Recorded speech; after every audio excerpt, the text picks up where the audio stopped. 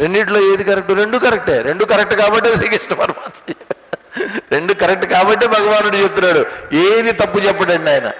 చూసారు, ఆత్మని ఒకసారి దర్శించినటువంటి వాడి దృష్టి ఎట్లా ఉంటుందంటే, ఎవరిని చూసినా తన తత్వాన్నే చూసుకుంటూ ఉంటాడు. ఒక చెట్టును చూసినా చెట్టులో తనను తాను చూసుకుంటూ ఉంటాడు. ఒక ఆవును చూసుకున్నా తనను తాను దాంట్లో చూసుకుంటూ ఉంటాడు. ఆత్మతత్వాన్నే చూసుకుంటూ ఉంటాడు. కాబట్టి ఆత్మలో అందరినీ చూడటం, అందరిలోనే ఆత్మని చూడటం, రెండు కూడా దాదాపుగా ఒకటే. ఎందుకని చెప్పండి? ఆత్మలో అన్నిటినీ చూడటం, అన్నిటిలో ఆత్మని చూడటం, రెండు ఒకటే. ఎలా ఒకటే?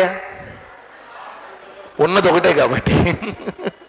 ఉన్నది ఒకటే ఆత్మ. ఆ ఆత్మలోనే అన్నిటినీ చూస్తున్నావు అని ఉన్నది ఒకటే అక్కడ. రెండోది లేనే లేదు. అదే అద్వైతం అంటాం మనం. అద్వైత స్థితిలోకి రావడం అంటే నెమ్మదిగా మనని అద్వైత స్థితిలోకి తీసుకుని వస్తున్నారు. ఎందుకనంటే 6వ అధ్యాయం కంప్లీట్ చేయాలి. ఇక్కడ 6వ అధ్యాయాన్ని కంప్లీట్ చేయడం అంటే ఏంటి? కర్మషట్కాన్ని ముగించాలి. ఇంకా కర్మషట్వాన్ని ముగిస్తూ ఎక్కడికి తీసుకెళ్తున్నారంటే ఒక ఉత్తమమైనటువంటి స్థితికి మనని ఎలివేట్ చేస్తున్నారు. రాబోయేటటువంటిది భక్తి షట్కం. ఆ భక్తి షట్కానికి కావలసినటువంటి మానసికమైనటువంటి ప్రిపరేషన్ ఇక్కడ మనకు అందిస్తున్నారనమాట. కాబట్టి భక్తి చేయటం అంటే ఏదో సరదాగా చేయటం కాదండి. ఇంత మానసికమైనటువంటి సంసిద్ధత ఉంటే అప్పుడు భక్తికి ఈజీ అవుతుంది, భక్తి చేయడానికి ఈజీ అవుతుంది. అందుకోసమని ఇక్కడ ఏం చేస్తున్నారు? చక్కటి మనస్సు ఎలా ఉంటుంది, ఆ మనస్సు కలిగినటువంటి వాడు ఎందుకు ఆత్మతత్వంలో రమిస్తూ ఉంటాడు? ఆత్మతత్వంలో రమిస్తూ ఉన్నటువంటి వాడు అందరిలో ఆత్మని చూస్తూ, ఆత్మలోనే అందరినీ చూస్తూ ఏ విధంగా ఏకత్వాన్ని సిద్ధింపజేసుకుంటాడు? పశ్యతి. కాబట్టి ఇది గొప్ప అవకాశం కదండి. ఇప్పుడు ఎప్పుడైనా ఏంటంటే రెండున్నాయి అనుకోండి, మనకి ఇబ్బంది అవుతుంది. చాయిస్ ఉంటుంది అనమాట. చాయిస్ ఉందనుకోండి, అదా ఇదా, అదా ఇదా, అదా ఇదా. ఉన్నది ఒకటే అనుకోండి. ఇప్పుడు ఎవరింటికో వెళ్ళిన తర్వాత మామూలుగా వెళ్ళిపోయేటప్పుడు ఏం చేస్తారంటే కొంచెం అయితే చీర ఏదో పెడతారు, ఆడవాళ్ళకి పెట్టి పంపిస్తారు. వాళ్ళు ఏం చేస్తారు? వాళ్ళకి బోల్డెన్ టెక్నిక్స్ ఉంటాయిలేండి. ఆ చీర ఒకటి ఎక్కడనే ఎవరో ఇచ్చింది ఉంటుంది వాళ్ళ దగ్గర. జాగ్రత్తగా ఏం చేస్తారంటే వాళ్ళకి నచ్చిందా కట్టుకుంటారు, నచ్చలేదనుకోండి అవన్నీ ఒక దగ్గర ఉంటాయి వాళ్ళకి. దేనికోసం? మళ్ళా ఇచ్చేయటం కోసం. ఈ మధ్య ఎక్కడో ఒక జోక్ చదివా. ఈ అపార్ట్మెంట్లలో ఈ పెద్ద పెద్ద కాసా గ్రాండ్ అని ఉంటాయి కదా, పెద్ద పెద్ద గేటెడ్ కమ్యూనిటీస్, 4 ఎకరాలు 5 ఎకరాలు 2000 అపార్ట్మెంట్లు 1500 అపార్ట్మెంట్లు ఉంటాయి. వాళ్ళు అక్కడ ఆడవాళ్ళు ఈ వ్రతాలు నోములు ఏవో చేసుకుంటూ ఉంటారు. పాపం మిగతా ఆడవాళ్ళందరినీ ఇన్వైట్ చేస్తూ ఉంటారు. అప్పుడు ఆ జాకెట్ పీసులు పెడుతుంటారు అనమాట. ఆ జాకెట్ పీసులు ఇల్లు పెట్టిన జాకెట్ పీసులే ఒక 6 నెలల తర్వాత తిరిగి మళ్ళీ వాళ్ళకే వస్తుంది. అది వాళ్ళు పెట్టింది ఇలా ఉంటుంది. చీర పెడతారు పాపం. ఆ చీర పెడితే నో చాయిస్, వాళ్ళు ఇచ్చింది తీసుకోవాలంతే. అక్కడ వాళ్ళు ఏమి ఇస్తే అది తీసుకోవాలి, చాయిస్ లేదు. ఒకటి ఉంటే చాయిస్ లేదు. ఇంకా వాళ్ళు ఇచ్చింది తీసుకుని జంకలు పెట్టుకుని వచ్చేస్తాం. అమ్మాయి చీర పెట్టారు. అదే షాప్కి వెళ్ళామనుకోండి, అక్కడేముంటుంది? మీకు చాయిస్ ఉంటుంది. అదా ఇదా, అది కాదు అత్తి, ఇది కాదు ఇత్తి, ఇది కాదు ఇత్తి, ఇది కాదు. నిజంగా అండి, ఈ ప్రపంచంలో సాష్టాంగ నమస్కారం చేయాల్సిన వాళ్ళు ఎవరన్నా ఉన్నారు అంటే ఆ శారీ షాపుల్లో కుర్రాళ్ళు ఉంటారు, చూసారా అండి? నిజంగా వాళ్ళ సహనము, వాళ్ళ ఓర్పు, వాళ్ళ మహానుభావులు, మార్తాండ తేజులు వాళ్ళంతా. అది ఇది కింద మీదే అంటే అలాగే మేడం, ఇదే మేడం, ఎంతలో కావాలి మేడం? చాయిస్ ఉంది నీకు. అమ్మ నేను కలిసి ఒకసారి వెళ్ళాం మైసూర్లో. ఈ వాలంటీర్స్ డ్రెస్సులు కొనడానికని వెళ్ళిన తర్వాత ఆ టేబుల్ మీద 3 పెట్టింది అమ్మాయి. పెట్టిన తర్వాత 3టిని నిలబడి చూసా, ఇది ప్యాక్ చేయన్నా అంతే. మగవాళ్ళ దృష్టి అట్లా ఉంటుంది, కానీ ఆడవాళ్ళు అట్లా ఉండరండి. అది చాయిస్. ఇక్కడ ఏంటంటే ద్వయాత్, ద్వయం, రెండుంటే చాయిస్ కోసం వెతుక్కుంటాం. ఒకటే ఉందనుకోండి ఇంక చాయిస్ అనేటువంటిది లేదనమాట, అదొకటే. కాబట్టి నేను చూస్తున్నటువంటిది ఏంటి? ఒక యోగి దేన్ని చూస్తూ ఉంటాడు? ఉన్న ఆత్మతత్వాన్ని ఒకదాన్నే చూస్తూ ఉంటాడు.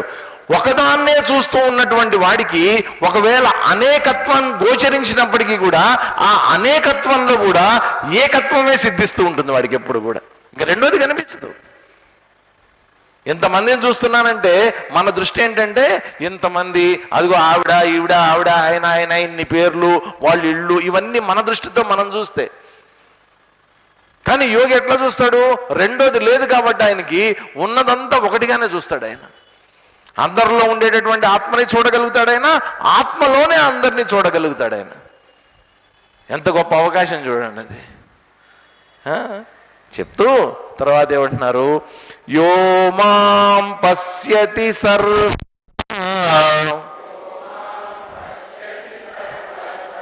సర్వం చ మయి పశ్యతి తస్యాహం న ప్రణశ్యామి సచ మే న ప్రణశ్యతి. యో మాం పశ్యతి సర్వత్ర సర్వం చ మయి పశ్యతి తస్యాహం న ప్రణశ్యామి సచ మే న ప్రణశ్యతి.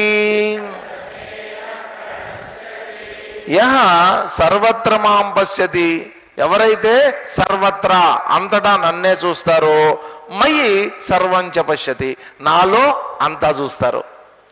అంతటా నన్నే చూస్తారు, నన్నే అంతటా చూస్తారు. రెండు కరెక్టే, ఒకటే. ఇంతకు ముందు చెప్పుకున్నట్టు చూస్తారు. అహం తస్య న ప్రణశ్యామి సహచ మే న ప్రణశ్యతి. అతను ఎప్పుడు కూడా నన్ను వదిలిపెట్టి ఉండడు, నేను అతన్ని ఎప్పుడు కూడా వదిలిపెట్టి ఉండను. ఎందుకని? భక్తుడికి భగవంతుడికి ఇంకా తేడా లేదు అక్కడ. ధ్యానం ధ్యాత ధ్యాయి. నేను దేన్నైతే ధ్యానం చేస్తున్నానో ఆ ధ్యానం చేసేటటువంటి వస్తువు ఏదైతే ఉందో, ఆత్మతత్వం ఏదైతే ఉందో, ఆ ఆత్మతత్వాన్ని నేను ధ్యానం చేస్తున్నా. కాబట్టి నేను ఆత్మతత్వము, నేను చేసేటటువంటి ధ్యానము అన్నీ ఒకటైపోయాయి. అక్కడ విడిగా ధ్యానం లేడు, ధ్యాత లేడు, ధ్యానించవలసినటువంటి వస్తువు లేదు, అంతా ఒకటే. నేను యోగం ఆచరిస్తున్నాను అని అంటున్నాను, యోగంలో నేను ఎవరిని చూస్తున్నాను? పరమాత్మ చైతన్యాన్ని చూస్తున్నాను. కాబట్టి నన్ను యోగి అని అన్నారు. యోగి ఎవరు? పరమాత్మ కంటే వేరు కాదండి. కాబట్టి నేను పరమాత్మ ఒకటే అయినప్పుడు అతను వేరుగా చూస్తే అప్పుడు ప్రాబ్లం వస్తుంది. కాబట్టి నేను అతన్ని మర్చిపోతానేమో, నేను పరమాత్మను మర్చిపోతానేమో, లేదా పరమాత్మ నన్ను మర్చిపోతాడేమో అనే భయం ఉంటుంది. నేను పరమాత్మ ఒకటైపోయినప్పుడు ఇంక మర్చిపోవటమే ఉంది. సచమేన ప్రణశ్యతి. ఎప్పుడు సాధ్యం ఇది? ఎప్పుడైతే అంతటా నన్ను చూస్తాడో, నాలో అంతటినీ చూస్తాడో. కాబట్టి మహాత్ములందరూ కూడా ఈ ప్రపంచాన్ని అలాగే చూస్తారండి. అందరూ ఆయన ఎవరు? కేరళలో అంటారండి, కోజికోడ్ దగ్గర పప్పా రామదాస్ గారు అని ఉండేవారు. విన్నారా పేరు? పప్పా రామదాస్ జీ కేరళలో ఉన్నవాడు. వాళ్ళ స్వామీజీ కూడా ఒకసారి వచ్చారు, ముక్తానంద స్వామీజీ అని. ఆయన చిన్మయ మిషన్లోనే ఉండి తర్వాత ఆశ్రమానికి ఇన్ఛార్జిగా ఉన్నారు ఆయన, ముక్తానందజీ. నేను తెలుగులో ట్రాన్స్లేట్ చేశాను అప్పుడు ఆయన వచ్చినప్పుడు, ఆయన టాక్నంతా. సో పప్పా రామదాస్ గారు అని ఆయన ఆశ్రమం ఉండేది కేరళలో. ఆయన ఏంటంటే విపరీతమైన పరమ రామభక్తుడు ఆయన. వాళ్ళ ఆశ్రమంలో 24 hours 365 days శ్రీరామ్ జయ రామ్ జయ జయ రామ్ ఓం శ్రీరామ్ జయ రామ్ జయ జయ రామ్ ఓం నిరంతర రామనామ జపం నిరంతరం జరుగుతుంటుంది వాళ్ళ ఆశ్రమంలో. Not Anandashramam, Anandashramam right. అదే అక్కడ స్థాపించినటువంటి ఆయన పప్పా రామదాస్ గారు, కరెక్ట్, ఆనందాశ్రమం. నిరంతర రామనామ జపం. ఆయన్ని ఒకరోజు దొంగలు వచ్చారు. ఆయన ఒక్కడే ఉండేవాడు పాపం అప్పట్లో. ఆ కుటీరం కట్టుకుని దాంట్లో ఒక్కడే ఉండేవాడు. రాత్రి దొంగలు వచ్చి కొట్టారు ఆయన్ని. కొట్టి తీ అంతా తీ అన్నారు. పాపం ఆయన దగ్గర ఏవో చెంబు ముంత తప్పేళ ఏవో ఉన్నాయి. అంతకు మహాత్ముల దగ్గర ఏముంటాయండి, ఏమి ఉండవు కదా. ఆ ఉన్నవే దోచుకున్నారు. దోచుకున్న తర్వాత వెళ్ళిపోయారు. వెళ్ళిపోయిన తర్వాత ఆయనేం పట్టించుకోలే. పొద్దున్నే ఎవరో కంప్లైంట్ చేశారు, స్వామికి అంతా బాగా కొట్టారు దెబ్బలు అంతా. పొద్దున్న ఎవరో చూసి వెళ్ళి పోలీస్ కంప్లైంట్ ఇచ్చారు. పోలీస్ కంప్లైంట్ ఇచ్చారు. పోలీసులు వచ్చి అంతా సెర్చ్ చేసి అంతా రిజిస్టర్ చేసుకుని కేసు రాసుకున్నారు. అంతా అయింది. ఎవరో వచ్చి ఒక ఆయన వచ్చి అడిగాడు అనమాట, స్వామి ఏం జరిగింది అని అడిగాడు. రాత్రి 12ంటికి దొంగరాముడు వచ్చాడు, నన్ను కొట్టాడు. పొద్దున్నే పోలీసు రాముడు వచ్చాడు, కేసు రాసుకున్నాడు. దొంగ రాముడే, పోలీసు రాముడే ఆయనకి. ఇగో ఈ రాముడిని కొట్టారు, ఇదిగో దెబ్బలు చూడు అని చెప్పి నేను రాముడినే.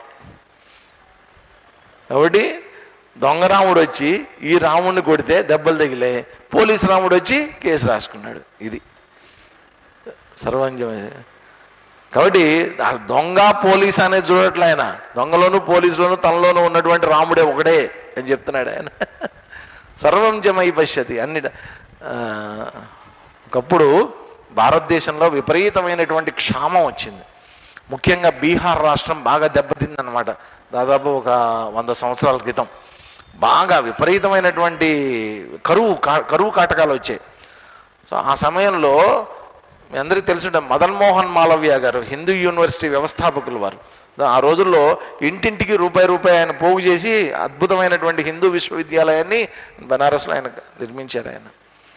ఆయన ఆ రోజుల్లో ఏంటంటే ఒక విచిత్రమైనటువంటి నానుడు ఉండేదన్నమాట. ఏంటంటే వారణాసిలో శివుడికి అభిషేకం చేసి తర్వాత ఏం చేస్తారంటే ఆ గంగలోని నీళ్లు తీసుకుని కలశంలోకి తీసుకుని నడుచుకుంటూ రామేశ్వరంకి వస్తారు. ఈ గంగ నీళ్లతోటి రామేశ్వరంలో శివుడికి అభిషేకం చేస్తారు. చేసి అక్కడ సముద్రంలో నీళ్లు తీసుకుని మళ్ళా వారణాసికి వస్తారు. వచ్చి మళ్ళా శివుడికి అభిషేకం చేస్తారు. ఇప్పటికీ కొంతమంది చేస్తుంటారు, బట్ ఫ్లైట్లలో చేస్తున్నారులేండి. ఆ రోజుల్లో కాలినడకం చేసేవారు అనమాట. అదొక దీక్షలాగా. ఎందుకనంటే ఆ బీహార్ నుంచి అక్కడి నుంచి వారణాసి నుంచి రామేశ్వరం రావడం అంటే సగం దేశం దర్శనం అయిపోతుంది అనమాట. ఆ తోవలో ఉండే శివాలయాలు, రామాలయాలు, నదులు అన్నీ చూసుకుని అన్నిట్లో స్నానాలు చేసుకుంటూ సత్రాల్లో పడుకుంటూ నడుచుకుంటూ వెళ్ళేవారు. ఈయన వెళ్తున్నారు. ఆ గంగా నదిలో నీళ్లు పట్టుకుని 2-3 కలశాలు నిండా పట్టుకుని పోతున్నారు. దాదాపు 20-30 మంది భక్తులు అందరూ కలిసి పోతుంటే బీహార్లోంచి వెళ్తున్నారు వాళ్ళు. బీహార్లో అప్పుడు ఏంటంటే విపరీతమైనటువంటి క్షామం, ఘోరమైనటువంటి కరువు కాటకాలు వచ్చాయి. ఎందుకంటే పాపం ఈ జంతువులన్నీ తాగడానికి తినడానికి తిండి లేక, తాగడానికి నీళ్లు లేక అన్నీ అల్లమటిస్తున్నాయి అనమాట. వీళ్ళు నడుస్తున్నటువంటి తోవ పక్కన ఒక గాడిద పిల్ల పాపం దానికి నీళ్లు లేక చావడానికి సిద్ధంగా ఉంది. బేర్ బేర్ బేర్ మన అరుస్తూ రోడ్డు పక్కన పడుందన్నమాట. పడుంటే అరుస్తుండే చూడలేకపోయాడు ఆయన. చూడలేక అరే ఆ కలశంలో నీళ్లు తీసుకెళ్ళి దాన్ని నోట్లో పోయింట్రా అన్నాడు. స్వామి మనం తీసుకెళ్తున్నాం అక్కడికి, రామేశ్వరంకి తీసుకెళ్లాల్సిన గంగాజలం ఇది అన్నాడు. నువ్వు ముందు పోయి. అంతే పోసేశారు. గాడిద పిల్ల నోట్లో పోశారు. పోసిన తర్వాత 1 గంట తర్వాత దాని డీహైడ్రేషన్ పోయి లేచి నెమ్మదిగా వెళ్ళటం మొదలుపెట్టింది. తర్వాత మొత్తం వాళ్ళు తీసుకెళ్తున్న నీళ్లు గంగాజలం అంతా కూడా ఎక్కడెక్కడైతే పశువులు ఇట్లా కనిపిస్తాయో వాటికి పోసేశారు. 10ంటికి పోదాం అన్నాడు ఆయన.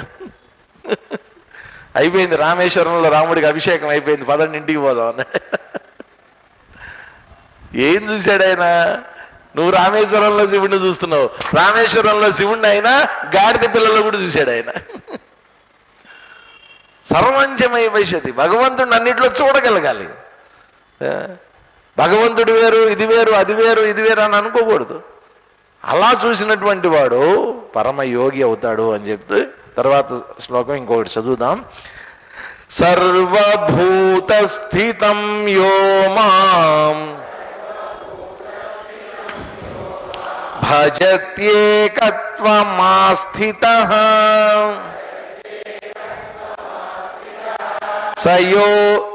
సర్వధా వర్తమానోపి సయోగి మయి వర్తతే సర్వభూతస్థితం యో మాం భజత్యేకత్వమాస్థితః సర్వధా వర్తమానోపి సయోగి మయి వర్తతే. యః సర్వభూతస్థితం మాం ఏకత్వమాస్థితః భవతి.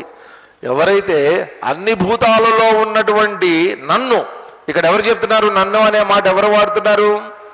శ్రీకృష్ణ పరమాత్మ. శ్రీకృష్ణ పరమాత్మ ఈ విషయం చెప్తున్నాడు అంటే ఏదో తను శ్రీకృష్ణుడిగా చెప్పట్లేదండి, తన యొక్క ఆత్మతత్వంలో నిలబడి చెప్తున్నటువంటి మాట.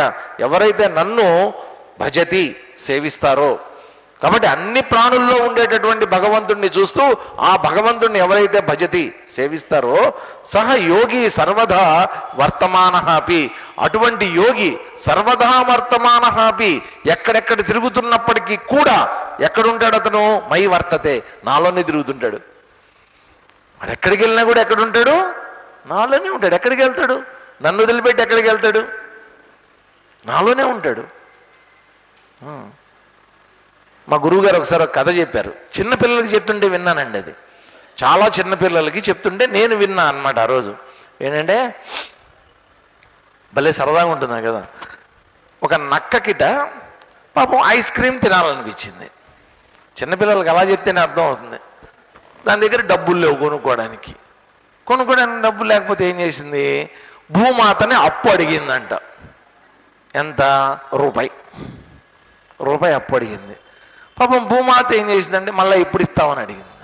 మళ్ళీ ఎప్పుడు ఇస్తాను? 4 రోజులు ఇచ్చేస్తాను. సరే అని చెప్పి భూమాత అప్పిచ్చింది, రూపాయి అప్పించింది. ఈ నాకు ఐస్ క్రీమ్ కొనుక్కొని తినేసిన తర్వాత ఇప్పుడు ఏంటి? 4 రోజులు అయిపోయింది. ఈ నక్క కదా, అంతేనా? నక్క తెలియదు ఎట్లా అంటారు. అందుకే నక్క కదా, అందుకని ఆ పక్కకి వెళ్ళట్లే. ఎక్కడైతే అప్పిచ్చిందో ఆ పక్కకి వెళ్ళట్లే, ఈ పక్కకి తిరుగుతుంది అనమాట. అడవిలో ఈ పక్కకి ఆ పక్కకి వెళ్ళట్లా. సడన్గా ఆడ ప్రత్యక్షమైంది భూమాత. నా రూపాయి ఏది అంది. ఊరిని అక్కడ కదా ఉండాల్సింది, ఇక్కడ ప్రత్యక్షమైంది. ఇస్తాను ఇంకో 10 రోజులు టైం అని ఏం చేసిందంటే అమ్మాయి దొరకకూడదు అని చెప్పి ఇంకో చోటుకి వెళ్ళింది అనమాట.